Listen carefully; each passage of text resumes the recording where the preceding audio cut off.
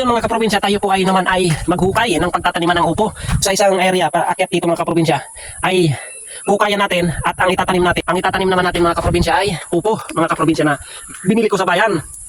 Okay lang naman siguro na pagapangan natin ng upo mga kaprobinsya na halo-halo sila dyan. Halo silang dalawang mga kaprobinsya kasi yung patula meron tayo doon sa kabila. Doon sa kabila mga kaprobinsya may tanim tayo doon. Ngayon ito medyo malawak naman to kaya naisip ko lagyan ng upo mga kaprobinsya dahil palapit na yung tag-init. Didilig-diligan na lang natin. So kasi nasisira siya mga kaprobinsya yung upo o barant yung mga kaprobinsya kapag tag-ulan. So papunta sa tag-init.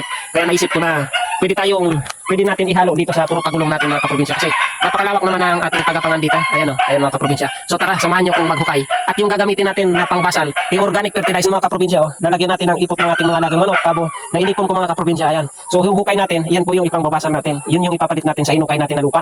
So tara, let's go mga kaprobinsya, samahan niyo ko. Alright.